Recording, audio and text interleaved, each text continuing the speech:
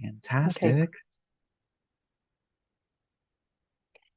And just like with all of our lunch and learns, if y'all want to introduce yourselves in the chat or just say hello, it's nice to see the Resilience office in the house. You can introduce yourself and your affiliation in the chat, just in the event that you don't have it kind of saved in your name on your Zoom picture. It's a good way for everybody to see who's in the conversation. Hey, Dylan.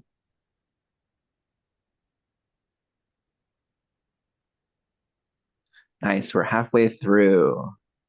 Just got a couple more weeks before the session is over. We got some updates to talk about. I'm still seeing people come through. Yep. I'll let you know when it starts to wane in, but I think, 1 minute, we should be good. Cool.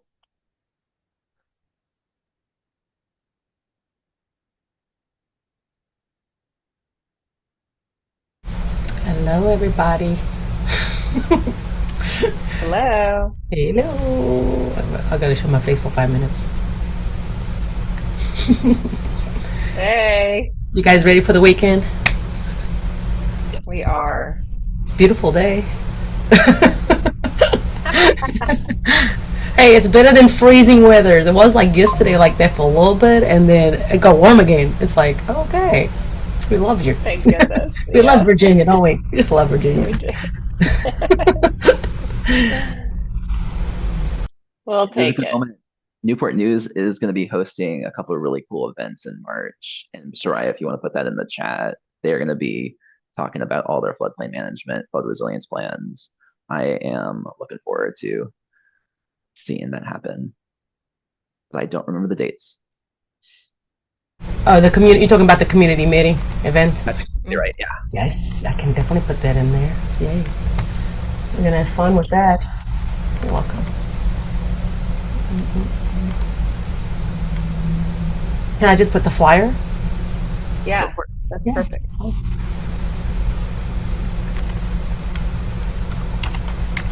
All right, Ian, I think you're good to go. It's been pretty quiet. Awesome. Awesome. All right. Well, I will begin. So, hello. Welcome to our crossover review for the 2026 General Assembly session. On the chart that you can see on the screen right now, you can see I have looked at our positions on the bills that we are tracking and then figured out what's still alive, what didn't make it, what did make it. It's a little graphical representation of the rest of the presentation. We're going to go into a little bit more details, but pretty much a lot of things are still alive.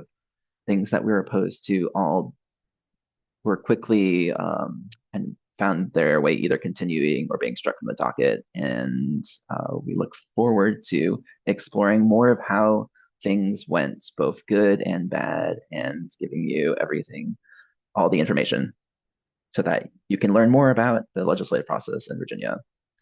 But kind of ground leveling, where are we in the session? We made it through the first part. And if you're unfamiliar with this session, everything initially gets introduced, pre-filed, introduced. The clerk, will put it into a committee that will then be assigned to a subcommittee. We went through that entire process for one chamber, and those bills had to make it out. They are now switching chambers. So the Senate bills are going to the House bills are going to the Senate. And we're a little bit over halfway since crossover was earlier this week. So that's where we're at. And I will give a little bit more of like next steps at the end of this presentation to figure out where we're going. But let's talk about current stats. This is a little, it was like it was updated last week. I didn't hit that 115. It was supposed to be 215. But in terms of bills, in terms of everything, so we're talking about bills, resolutions, joint resolutions, commendations, etc. We are a little bit under where we were last year, but there are about 90 bills that had been introduced, didn't necessarily make it through in the House ACNR, which is sort of like the proxy committee that we're using at Wetlands Watch to figure out how much of General Assembly are we actually looking at? And 57 in the Senate, ACR standing for Agriculture, Chesapeake, and Natural Resources Committee and the respective subcommittees, which is not unusual in terms of trends, recognizing that this is the first session in a new administration. You people are kind of tentatively seeing what's going to be moving forward, recognizing that Governor Spanberger put forward her agenda for affordability. We were already primed to recognize that natural resources might be a little bit smaller this year. In terms of Wetlands Watch data, 37 bills of 37 pieces of legislation. I think these 37 are not including budget items, but they are including resolutions and bills are live. So that's 57.8%. 42.2% did die. And in terms of origination, most of them we were looking for were in the House, others were in the Senate. We were mostly looking at bills with a couple budget items and a few resolutions.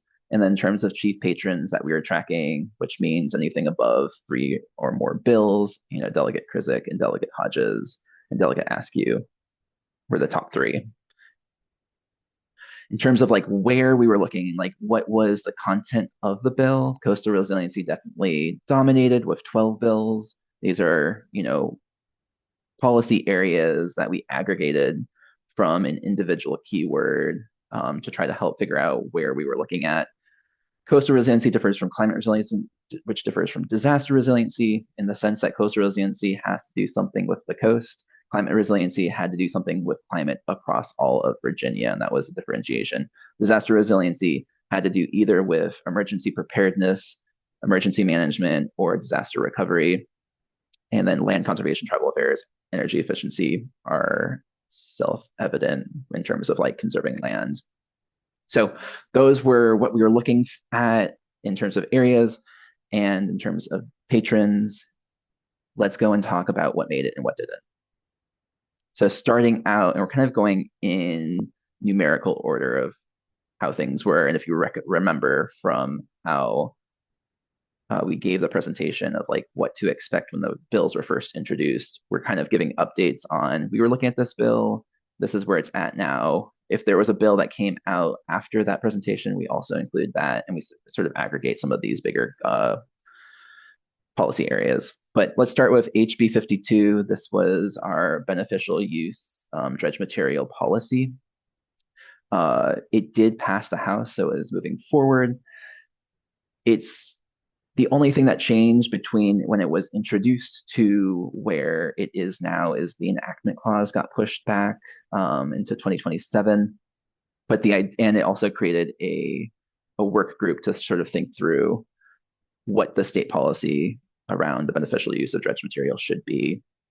Why we care as Wetlands Watch is one of the uses of beneficial use of dredge material is this idea of thin layer placement, where we create a slurry as one of the tools in our toolkit for coastal resiliency to help current wetlands that exist right now persist in place. But in order to do that, because there are a lot of technical components that need to be fixed, and we've got a couple cool pilot projects both in the Eastern Shore, in the Lynn Haven, in Middle Peninsula that are in different processes that the Elizabeth River Project is helping track with their BUDM work group.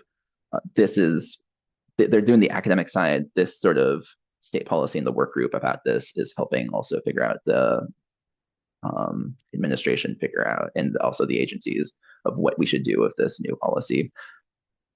Recognizing that other states have had policies like this already in implement. How does this actually work in Virginia? Were there any things that I missed there, MC, that you'd want to highlight? I would just say that, this is a really evolving area of interest and of practice, and the bill is intended to ensure that Virginia is continuing to move forward with the research and with the kind of pilot projects to explore how we can use dredge materials. And so the later deadline for the policy of the Commonwealth to be adopted is kind of reflective of this emerging state of research and of knowledge where we are right now, which is where we are right now in Virginia. And that in addition to the Elizabeth River Project hosting this great work group, there are other work groups at the state level that are also meeting to talk about the way in which we use dredge materials for the benefit of Virginians. And the Coastal Zone Management Program in Virginia, which is housed in Virginia's Department of Environmental Quality, is also looking at this issue, as is the Chesapeake Bay National Estuarian Research Reserve, or CB NERS, is looking at this as well. So lots of groups interested in how we can take our dredge material and use it for good. And in particular, use it to build the natural infrastructure projects that communities are spearheading and that the state is identifying and also implementing to help deal with the impacts of climate change and sea level rise, right? So there are lots of different practices that could use dredge material to help kind of cut down on costs for bringing in new material, that the work groups and that this new policy work group is really trying to get at. How do we make this work for Virginia? And how do we make sure that these practices are actually going to work in Virginia too? So more to come on this, as many of you on the call are deeply aware of. Thank you. And yeah, the one of the other things I just remembered that I'm hoping that this work group would be able to look into, remember that dredge material can count as in-kind donations and potentially as in-kind match for federal grants. That if you have, a source of dredge material that is clean and goes through all the biological tests that need to go through to make sure that you could reuse that for another use, potentially that is another avenue to help stream as a funding mechanism, since there is a value to the material if it is in to be used in other places. So moving on, HB 237. This has changed drastically when we first introduced it. Initially, it was going to add a layer in Conserve Virginia, which is one of the platforms and prioritizations for the Virginia Conservation Land Fund, if I am correct. And the idea was adding this layer in Conserve Virginia would highlight wetlands migration zones and potentially figure out where these are, where we should be conserving land in order to help the migration of wetlands as sea levels rise, and also, with the Conserve Virginia, tie it with a funding source that we could actually not simply know where it is and identify it, but also have a system in order to make sure that we are actually doing action on the ground. It was rolled back, no longer in Conserve Virginia. Now it's being moved into the Coastal Resiliency Master Plan as one of the layers in the web viewer. And I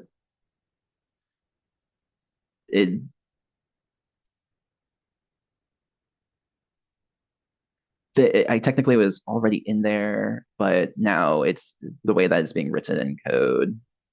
It would be more a part of the similar state resiliency planning principles that both apply to the Coastal Resiliency Master Plan and the Virginia Flood Protection Master Plan. That section of code is where the language is getting put in near and next to the nature-based and natural infrastructure, where that is possible. And MC also had some good thoughts on this as well. Yeah, and kind of the history of this bill, we weren't involved in this bill initially, but are so supportive of it in concept. We know that in order for our wetlands to survive in Virginia, we need to have areas landward for them to move as waters rise and as the coastline physically changes under sea level rise conditions. And so it's a really important concept. Like the beneficial use of dredge materials, this is also a concept that is being discussed in multiple different avenues and different work groups right now, that are being organized at the state level, and even some that are organized in an ad hoc manner, facilitated by our universities, like the Virginia Institute of Marine Science, for example. So there's a lot of activity in this space, thankfully, right? That's just a really good sign. The bill was initially introduced to help fix the problem of the Virginia Land Conservation Foundation, as a funding entity, not being able to use Conserve Virginia, which is the web viewer of record for that funding source, to prioritize or elevate applications for conservation that would facilitate wetlands migration, for example. And the real skinny on the issue is that Conserve Virginia is the state's standard of conservation in Virginia. So the layers in Conserve Virginia are automatically going to prioritize large scale contiguous conservation opportunities. So it is automatically going to filter out areas that are urbanized, for example, for many of the layers or the components that would elevate an applicant's score in the Virginia Land Conservation Foundation's grant program. So the hope was that if there were to be a wetlands migration layer added to Conserve Virginia, when an applicant proposes the conservation of lands that can welcome or facilitate wetlands migration into the lands, kind of behind where the current wetlands are, then those applications for funding through the Virginia Land Conservation Foundation should be amplified, right? They could get a higher score if they were located in that wetlands migration layer that Conserve Virginia would house. But the problem is that Conserve Virginia technically does have wetlands migration data already inputted into its large database, its large GIS map. And the challenge, though, comes when that prioritization for Virginia's large-scale conservation comes into play. So any of those urban or suburban areas where contiguous protection is not available, or large-scale, 100 acres or close to 100 acres plus is available, then those areas where the wetlands would migrate are not eligible for inclusion in Conserve Virginia, because those standards for large scale conservation automatically cycle them out of the prioritization map. So I hope that makes sense. It's a bit nuanced and a little bit complicated, and maybe not necessarily, doesn't really need to be, but it just is. And so it makes sense that Conserve Virginia would not broaden its conservation goals to include areas where wetlands will migrate because it's smaller parcels or because it's not prioritizing contiguous conservation. So the conversation was, okay, well, let's rethink this. Where could a layer like this exist that we could eventually tie decision-making to and funding to in the future? And Conserve Virginia, not the right spot for that, but how about the Coastal Resilience Master Plan? That is a good opportunity.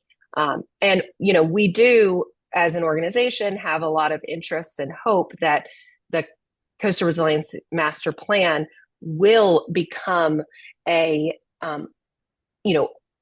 decision-making tool of sorts to link state resources to projects in the future that are, locally sponsored and locally implemented.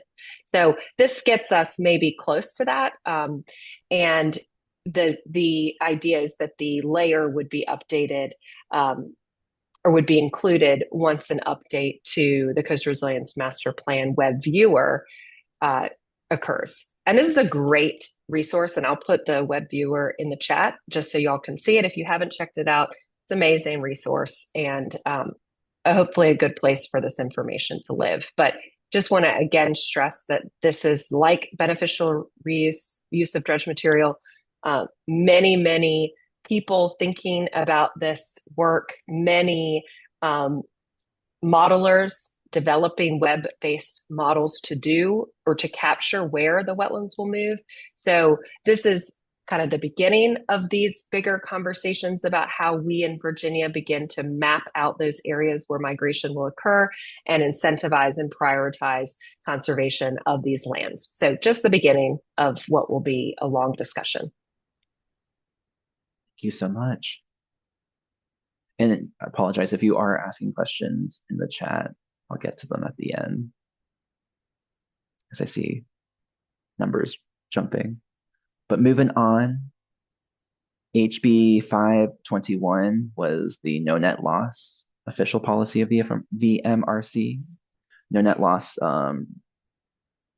being that we will not have a net loss of wetlands if there is development that is permitted, making sure that we're either compensating or replanting in another place. It wasn't actually in there, and our no net loss was connected in a different section as well as through the Chesapeake Bay Agreement.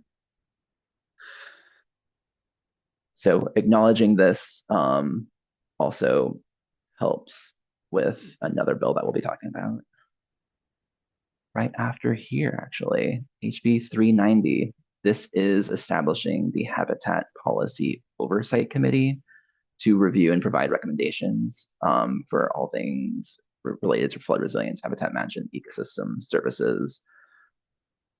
With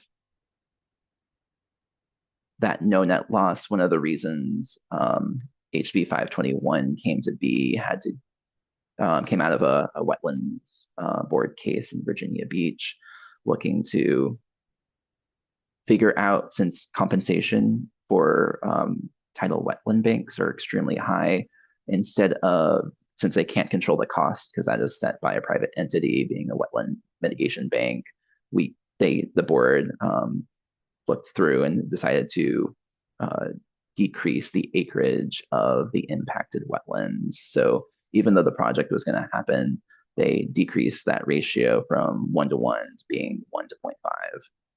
And then that would be the cost that the applicant was going to pay. And so something like that, of figuring out how do we value non-vegetated wetland compensation rates, some sort of committee would be really nice to think through with expert stakeholders. Other issues that were coming out, one that actually came out of when we were designing living shorelines for sea level rise was, what was the definition of a living shoreline? Since then, Pam Mason has put out a really robust and comprehensive paper on a meta-analysis, literature review of all definitions of living shorelines. Highly recommend. Don't have the link with me, but I can send it out in the email, as well as other sort of like these innovative technologies that are coming out, helping resolve flood resiliency issues, but also may have impacts on ecosystem. Another great example is the Back Bay Marsh Island Restoration Project, and figuring what happens when we've got variability in SAV. How should we as a Commonwealth, and how should VMRC think about the process of permitting these if new innovations and sciences are coming through? What ways, who needs to be at the table to figure out whether this should be a recommended policy? The membership of this committee is 10 members, including the commissioner of VMRC, VIMS, ICAR, a member of a local wetlands board, private marine construction, an ENGO, environmental nonprofit, commercial fisheries, a representative from either coastal local government or regional government, someone in the mitigation banking side, and then the coastal zone management program representative. as of right now, where it stands. I think that was it, but MC, did I miss anything? Nope, that's exactly right. We really want innovation to come to Virginia. We want our communities and our state to, and our other groups like nonprofits that are doing so much good shoreline management work across the state. We want people to dare greatly and boldly and do new things. But oftentimes our regulatory system is not yet ready for these advancements. And so the idea is that if there's a body that can help us acknowledge that innovation and new scientific research can be a very positive thing for Virginia, but also recognize that some of the new science and data may not have the full, um, weight of the scientific community in terms of everybody agrees that this is a good practice. So, how do we wrestle with these challenges of not being where we need to be um, in a regulatory sense without compromising the really important work that needs to go in to make sure that these practices are actually going to be good for resilience, good for the Commonwealth. So this is going to be a really helpful body that so much of the resilience and climate change adaptation work is going to feed into to help expedite carefully the process of permitting. Another thing this committee is going to recommend and serve as an advisory role, but it's not going to promulgate regulations, which was one of the discussions in the subcommittee when it came, or the committee when it came through. Moving on. Okay, we've made it to on the topic of coastal things. The coastal storm risk management projects was a theme in bills, and one of the first bills was figuring out specifically for Norfolk how they are able to obtain bottomlands, since bottomlands in Virginia are owned by the state. And when this bill first came out, in both the House version and in the Senate version, it was pretty broad. It has since been very narrowly whittled down to the exact plat numbers of the parts of the project that will be impacted. And so it went from if you have a CSRM project, we'll give you the bottomlands, to only these specific plats of these specific acres are eligible for this. And that potentially resolves the issue that the Army Corps has with a non-federal sponsor moving forward with a project that disturbs the bottomlands. It made it out of the House, but was continued to 2027 in the Senate version. And so one side of it is available, but that House side is going back to the Senate, and potentially it makes it through, potentially it doesn't. So we'll be following that closely. And if you attended the kickoff to the General Assembly Lunch and Learn, this was a hot topic of discussion at in the discussion portion of the Lunch and Learn. And so we had representatives from the Norfolk Resilience Office on the call, and we're sharing the real need for the bill because it hadn't quite been socialized like amongst everybody when it was introduced. And so just want to highlight that, the Virginia General Assembly process seems like this really weird black box that's occurring up in Richmond. But there is so much collaboration and there is so much consensus building that occurs across countless different types of sectors and stakeholders that get the legislation to a yes or to consensus, or as people say, like peace in the valley. And so I just want to note that we had concerns about this legislation, that it was too broad, as Ian mentioned, and those concerns were heard and kind of incorporated into substitute language. And so for those people that aren't engaged in the General Assembly process in a way that, some of us have to be, just want to share that there is so much good coordination and collaboration that's occurring across the aisle and across different groups. And so people are really coming to the table in good faith to try to get stuff done. Just want to share that anecdote.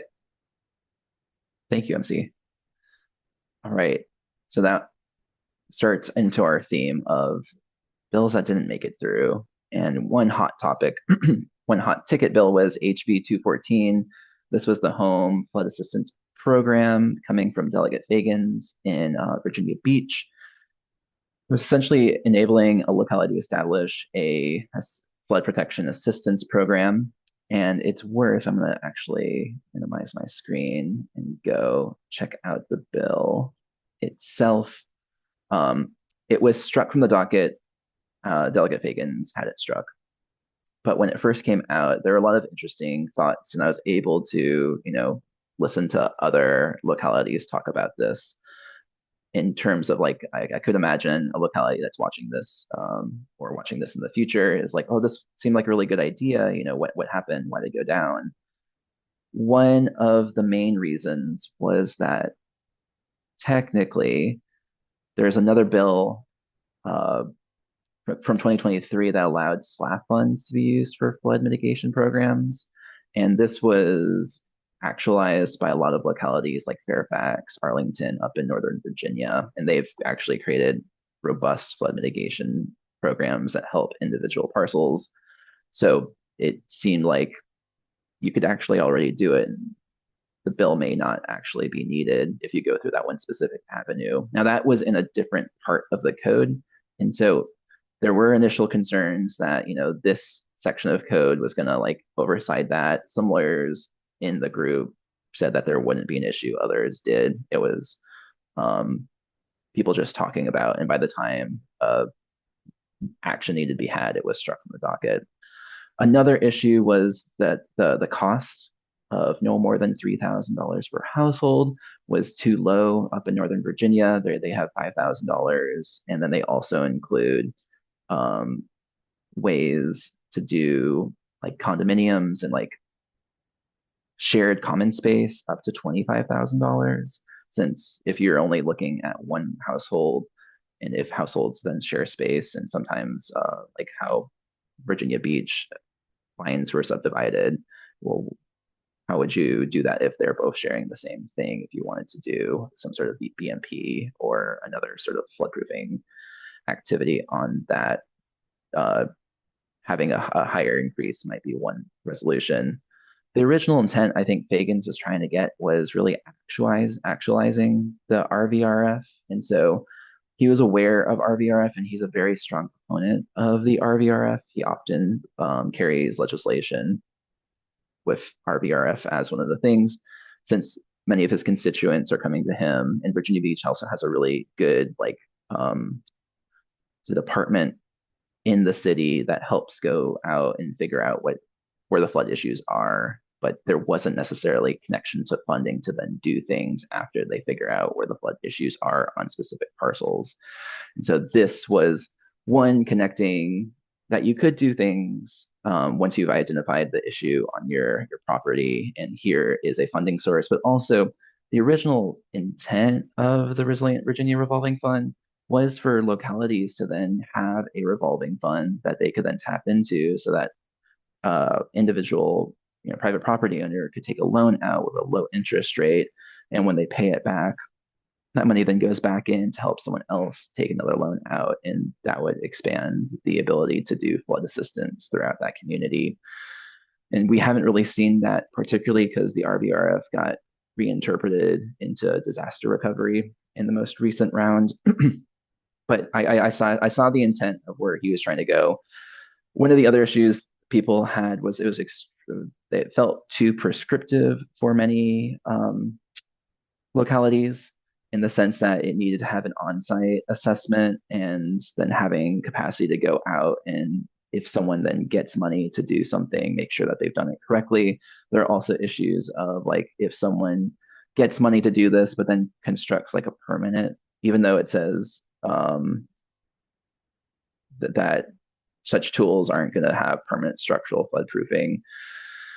There are times where like people will get sandbags, and that is a temporary thing, but they just leave the sandbags there. And so those sort of issues would create more policy issues down the line.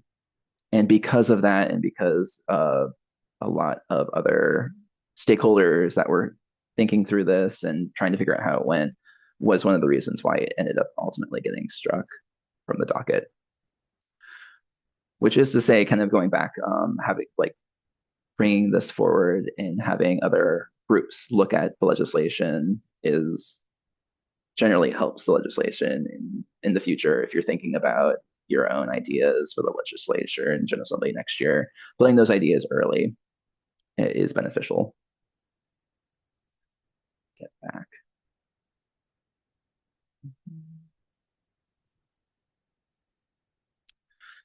Okay, HJ16 is a joint resolution. It's continuing the subcommittee on recurrent flooding. It passed the House. It's still live. I imagine it will pass the Senate as well. And I get the sense that the chair, Delegate Congress Fowler, is really excited to research and get into more weeds. She seemed very enthusiastic when we were talking to her for another bill and using this as a way to start thinking about flood issues in a way that we're just not talking about them, but we're also recommending solutions in future administrations. So it's something that if you haven't been following the Joint Subcommittee on Recurrent Flooding and when it's meeting, might want to make sure you get those meetings scheduled on your calendar because it sounds like it's going to be a more active group. But yeah, it's simple. It's going through. We'll continue to follow it and see if it makes it through and get signed. HB 389 was one of the earlier bills to actually die in the session. It got hit with a big fist and was then just continued to 2027. The intent was to create a climate adaptation plan for fisheries in the Chesapeake Bay. Money-wise, it wasn't in the budget for this year, and so was one of the earlier ones to go down. Naturally, we are interested in this since wetlands are often the birthplace of many of the fish. If that cycle and getting the fisheries to recognize how climate change is impacting not only temperature of the water, acidification, oxygen, dissolved oxygen, et cetera, making sure that we're seeing all the points and getting a more holistic view of how climate is impacting this super important economy in Virginia. Also, then would support making sure that wetlands are protected in the future. I think that's all I had to say about that. Ooh, okay, so HB 641, both were continued to 2027. They went through different ways. The Senate Bill 393 was actually killed and then brought back, then re-referred to appropriations, and then left. Essentially, and this came out last year, it's the Virginia's Great Outdoors Act. It's a way of funding large-scale land conservation. What was new about this year was they added a data center tax in order to fund this. And that ended up being the tricky point of one of the talking points that some of the data center lobbyists were like, hey, you're really targeting us. This doesn't feel fair that it's just one industry that you're putting a tax on. For me, when I hear that argument, I'm like, well, what's an excise tax on like alcohol and other things? But that was one of the talking points that I wanted to share. Why we care is, in terms of conserving land, some open space preservation then counts as flood risk reduction, community rating system. So you can leverage the FEMA's community rating system in order to score points, lower those flood insurance premiums through doing something like land conservation. Didn't make it through this year, but potentially in the future, data centers and energy were one of the two hotter parts of the General Assembly this session, and we are continuing to track indirectly what's happening with those as they are impacting natural resources, such as this great Virginia Great Outdoors Act. Moving on in terms of environmental justice, HB 256. This was, it doesn't actually require, it allows cities of greater than 2,000 and counties of greater than 100,000 to adopt an environmental justice strategy in the comprehensive plan. And then it requires what that environmental justice strategy needs to have. But since we continue to move forward and with all these other land use questions in terms of like data center siting, energy, natural gas, these have impacts on like the whole community. And so having an environmental justice strategy in your comprehensive plan kind of makes it focus more on the people as opposed to separating those and have them just be uses and completely forget that people live in areas and are impacted by decisions that happen on maps that then go into the real world. Additionally to this, HB 257 is the social determinants of health, and that was another bill that you can consider, since we are a Dillon Rule state, consider putting social determinants of health when you're doing your comprehensive plan. Also from Delegate Simons is something I wanted to flag in while we're talking about environmental justice. Moving on, CFPF, so the Community Flood Preparedness Fund. This was a recommendation from the Joint Subcommittee on Recurrent Flooding, SB 197. It did pass the Senate, and it was essentially just aligning interest deferment, that interest would only start accruing after project completion, as opposed to getting stuck, trying to find contractors or getting permits, et cetera, having the interest grow when you get that award and then having to pay that off. Aligns it more with how federal programs and federal resilience funding is done. So it's passed the Senate. We'll continue to track as it moves through the House. But there is no House companion. HJ20 was a joint resolution asking JLARC to study managed retreat for specific population. I think it was 35,000, cannot remember, but it was for legacy property owners who are above 55, figuring out if a community is going to use money to like move people and start implementing managed retreat, what's the best way of doing that? It ended up getting continued to 2027. It also included environmental justice communities, which are defined through the 2020 Environmental Justice Act. So it was a very limited scope plan, but it was something intriguing and worth pursuing, of like, how are we going to face these really difficult questions in the future? So potentially we may see this come up in other years in this administration on figuring out how we create fair, predictable funding for managed retreat, ideally wraparound services as well. Keep moving forward. Okay, HB 1356. This was a bill, was close. So the patron was Delegate Converse Fowler. It ended up getting continued to 2027 with a letter from the chairman. The intent was to update our state precipitation design standards. I'm gonna exit out and also look at this because it's worth looking at the text. We're gonna start with the introduction. The idea, so kind of going, I guess, high level, the idea is that we currently use Atlas 14 Volume 2 for our precipitation data in designing culverts, bridges, stormwater infrastructure. Atlas 14 Volume 2 includes 1863 to 2000, and initially came out in 2004, was then edited in 2006. So it's been about 20 years since it's been 20 years since we've been using this precipitation data. And what that essentially means is that we are designing public infrastructure with undersized data that's not including this much more intense, much more frequent rainstorms that we've seen, particularly in the last 5 years. And since we being the Commonwealth, purchased Marissa data, I want to say back in 2018, this predates me. I might have MC chime in.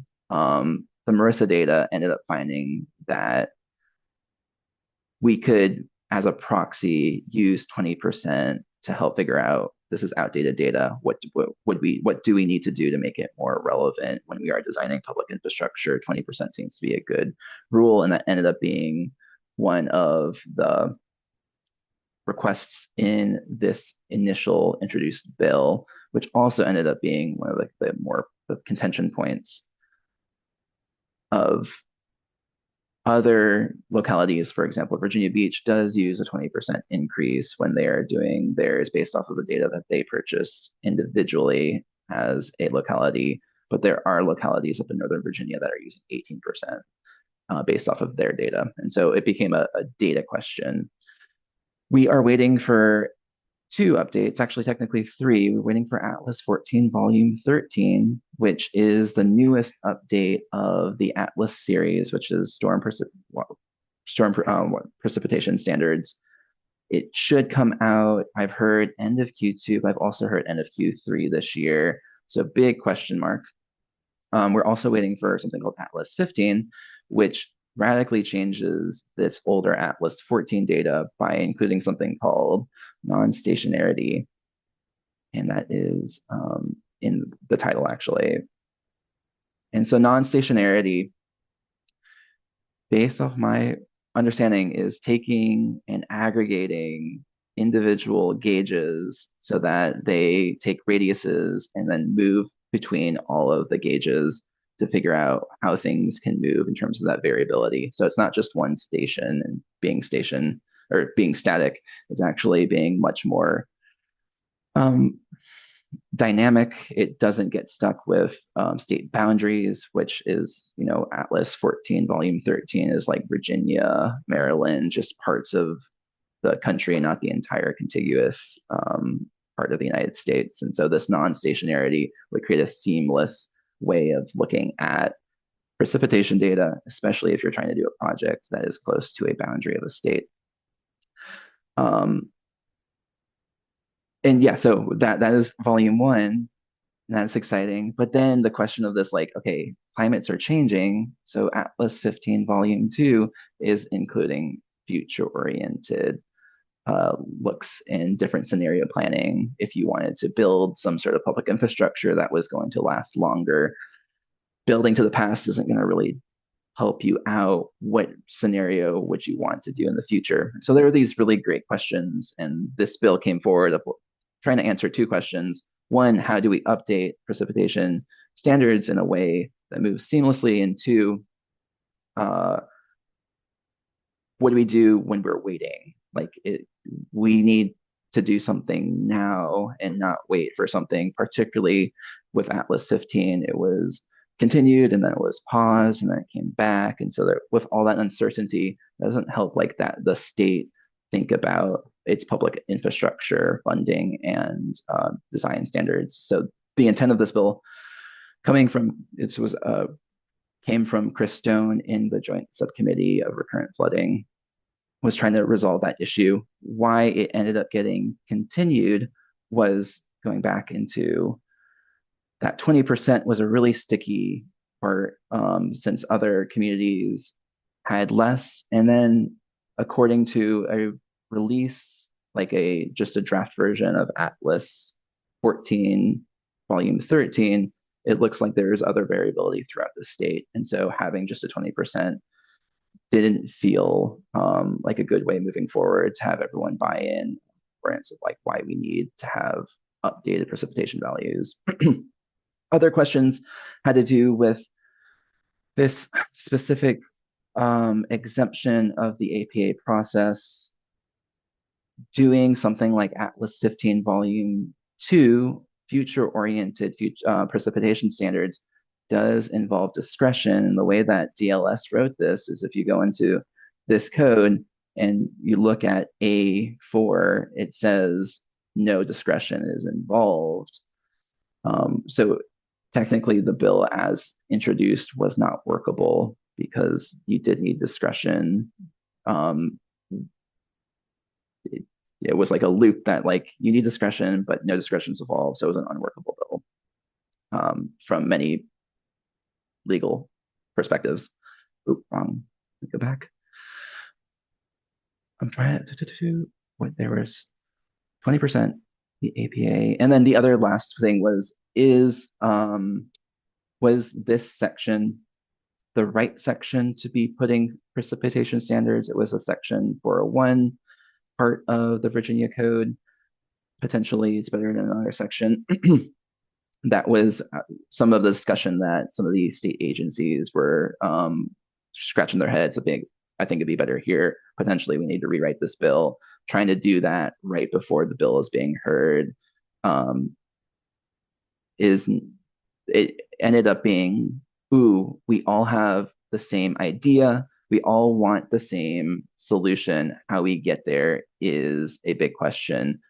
Why don't we all look at this? And one of the requests as it was getting continued was for the Joint Subcommittee of Recurrent Flooding to get quarterly updates on this specific issue, as well as have DEQ, who would be the lead agency, think through ways that they would want to update their precipitation standards, and then VDOT and that drainage manual and the structure and bridge manual would also then follow based off of being, I think, in like chapter 33. If you have any questions, let me know. I just dropped a whole bunch of information on that, and happy to then go into more discussion afterwards. Yeah, I think that that was a good kind of summary of the issue. And I think that the outcome is that, you know, everybody will take time and actually propose legislation in 2026 that gets at this challenge of ensuring Virginia's set up to adopt future Atlas iterations or future replacements to the Atlas model if the Atlas model is not released by the federal government for some reason. These are the big concerns. Ben raised his hand early on in the discussion. Ben McFarland is with the Hampton Roads Planning District Commission and has a good background and knowledge of the Atlas universe. And so, Ben, please go ahead. Thanks, MC, and thanks, Ian, for the summary. I just wanted to clarify something. One, so the primary difference between the new product and the old product is that the new product accounts for how conditions can change over time, whereas the traditional Atlas 14 products, the more data you get, all that data is weighted equally, at least across time. It's not weighted equally across geography, but it's weighted equally across time. The new product changes that for both the volume 1 and volume 2, which is why it's really exciting that it's going to be, it's going to account for how climate is shifting over time, not just what we've already observed, but also what we're seeing. And just as a couple of things, one is that nobody's gotten this yet, but it will be going out later today that we'll be talking about this particular issue next week during our monthly Coastal Resilience Working Group meeting. That's going to be virtual, so more details to come on that. But also, if you haven't yet and you're interested in this topic, the data for the Montana pilot project, which NOAA used to kind of test out this methodology, is still online, and you can see kind of what those tools might look like. And I would encourage anybody who's interested in this topic to go and take a look at that. And I can try to find it should be available just through the Atlas 15 website. You can just Google NOAA Atlas 15. And then also the last thing, we are doing a panel on this particular issue at Environment Virginia, if anybody's going to be there. Nora Jackson from NVRC, the Northern Virginia Regional Commission, and I, as well as Brian Batten from Dewberry, who was involved with some of the work that Virginia Beach did, are going to be having a discussion. And we're hoping to have some participation from DEQ on that panel as well to help us have this conversation about how we can move forward. So a lot of kind of moving parts. This is an extraordinarily complex topic in terms of kind of what you do with all this new information that we have and figuring that out of kind of what we do, where we do it, how we do it. That is, I think, I can totally understand DEQ's reticence and not just kind of jumping into this right off the bat, but just because it's hard doesn't mean we shouldn't be doing it. So lots to come. But I would encourage you all to, if you're going to be in Environment Virginia, please stop by our panel and more to come on our work group meeting next week. Thanks. Fantastic. I want to plug, I think Ben is going to be speaking at a Chesapeake Bay Foundation event at the Brock maybe next week or in I think March. that's supposed to be virtual, I think. Oh, JK, it's virtual. Hey, anyone can go. Yes, it's So a yeah, it's a webinar. Yeah, so precipitation design standards are a hot ticket commodity item, and we're lucky to have Ben working on it in the Hampton Roads area. Being mindful of time, we continue moving through. So these are now just like general categories. There were a lot of disaster response bills that went through or were introduced in the General Assembly that we were following. Essentially, we want to see like a more comprehensive approach to disaster recovery. A lot of these were specific to individual events as opposed to like future oriented thinking. And so HB 904 did not make it through. That was just amending the Virginia Disaster Assistance Fund that was created last year in response to both Hurricane Helene as well as the President's Day floods. HB 937 came from new Delegate Franklin in Montgomery County, Roanoke County, that was going to create the Virginia Resiliency Grant Program. It also, because of the financial implication, was tabled.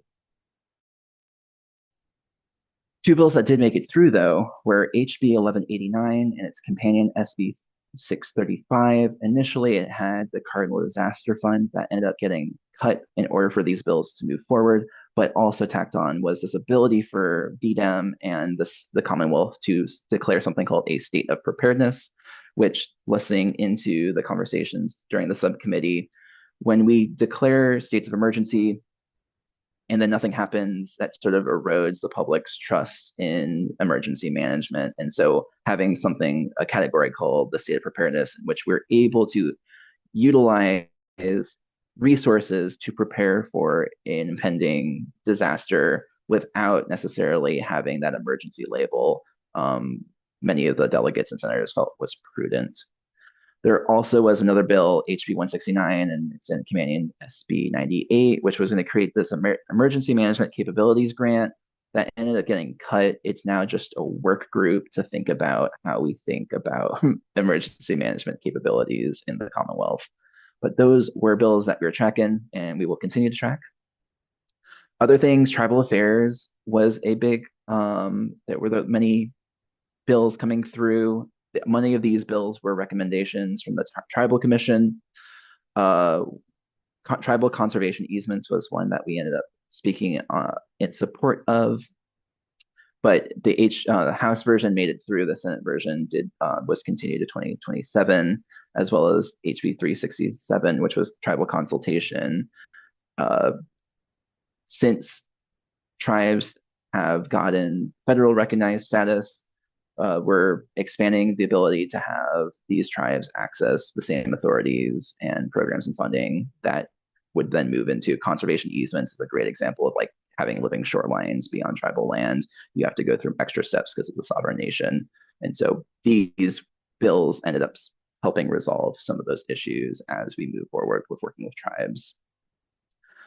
Disclosure reform actually kind of furtively came through. HB 951, the Board of Housing and Community Development, this bill was going to help these ad hoc committees that come through. If an ad hoc committee comes through and is talking about something, that vote needs to go to the board and it doesn't necessarily disappear in the ad hoc version, is what that bill is, the intent of the language of that. And then HB 1518 initially came out, it was just talking about the statement of real estate disclosure, and then the substitute radically changed it to create a work group for DPOR to go through and look at the entire disclosure form and recommend more things that involve transparency. So we're checking these to think about how flood risk disclosure might come back. We will see. Keep you in the loop. Reggie is both passed in the House and the Senate and also made it into the caboose bill with HB 29365S1. So it's supposed to move forward. Everything's looking really great. And the Governor Spanberger has articulated that she will sign this. So it's looking good for the Return to Reggie, which then helps fund the Community Flood Preparedness Fund, so we can stop using general funding and go back into having Reggie fund that. Yay. In terms of budget tracking, we're actually get the budget on Sunday, which is Budget Sunday, and the conferees, I mean, they're technically supposed to be on Monday, but last year they didn't happen until Friday, so I don't know about that. All I know is that conferees are up for grabs since some of the delegates have moved into the administration and have been moved around. VCAP had so much support, and so fingers crossed that it makes it. Also, Virginia Sea Grant, when we initially showed this, didn't have funding. It did have funding. We still don't have any RAF funding, though. It did not. I did not see any come through in terms of budget requests by members. We'll let you know what's going to happen next. Essentially, we're here. We got a couple more weeks left. Budget Sunday, then February 26th is Chamber. We've got March 14th having that. March 14th is the end. It's going to come back in April.